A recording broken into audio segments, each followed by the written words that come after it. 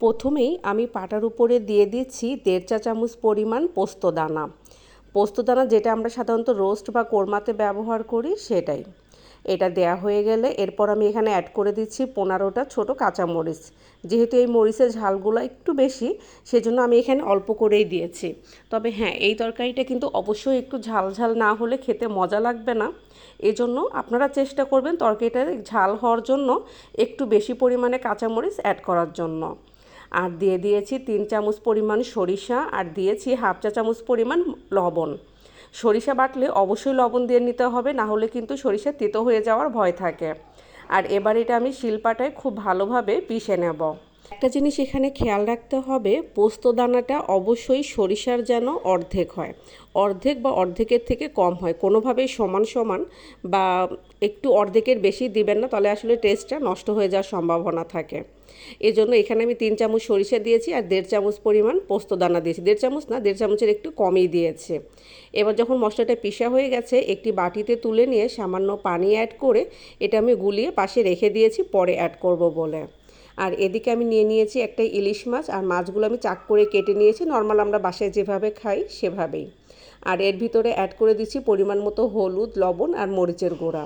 এবার এটা খুব ভালোভাবে হাত দিয়ে আমি মেখে নিচ্ছি, যাতে সবগুলো উপকরণই মাছের সাথে খুব ভালোভাবে লেগে যায়।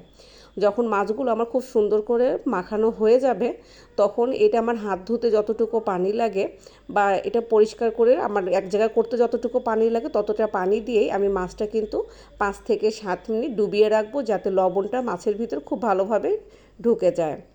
এরপরে আমি যে মশলাটা প্রথমে গুলে রেখেছিলাম পানি দিয়ে, সেটা এই মাছের সাথে অ্যাড করে দিচ্ছি। এবার মাছের সাথে মেশানো হয়ে গেলে এটা আমি আরও 5-7 মিনিট রেখে দেবো সাইড করে, যাতে মশলাটাও এর ভিতরে ভালোভাবে ঢুকে যায়। এবার একটি ফ্রাই প্যানে আমি পর্যাপ্ত পরিমাণে সরিষার তেল দিয়ে দিয়েছি। অবশ্যই এই রান্নাটার সময় আপনারা সরিষার তেলই ব্যবহার করবেন, সয়াবিন তেল একেবারেই দেয়া যাবে না। এখানে ফোড়নের জন্য আমি ব্যবহার করছি সরিষা, আপনারা চাইলে স্কিপও করতে পারেন। আমি এখানে দিয়ে দিয়েছি 1/2 চা চামচ পরিমাণ গোটা সরিষা, যেটা ফোড়ন দিলাম। আর ফোড়ন দেওয়া হয়ে গেলে আমি মাছগুলো পানি থেকে তুলে একটা একটা করে ফ্রাই প্যানের ভিতর বিছিয়ে দিচ্ছি, যাতে পরবর্তী অংশে মাছগুলো ভেঙে না যায়। আর বিছানো হয়ে গেলে আমার বাটিতে যে মশলাগুলোনো পানিটা ছিল সেটা আমি উপর থেকে অ্যাড করে দিয়েছি। পানি কিছুটা কম ছিল, যার জন্য আরও কিছুটা পানি আমি এর ভিতরে অ্যাড করে দিয়েছি।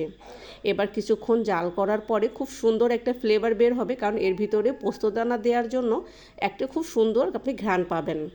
এবার যখন রান্নাটা আপনার প্রায় হয়ে আসবে, নামানোর একটু আগে আপনি এখানে অ্যাড করে দেবেন 1 থেকে 1.5 চা চামচ পরিমাণ কাঁচা সরিষার তেল।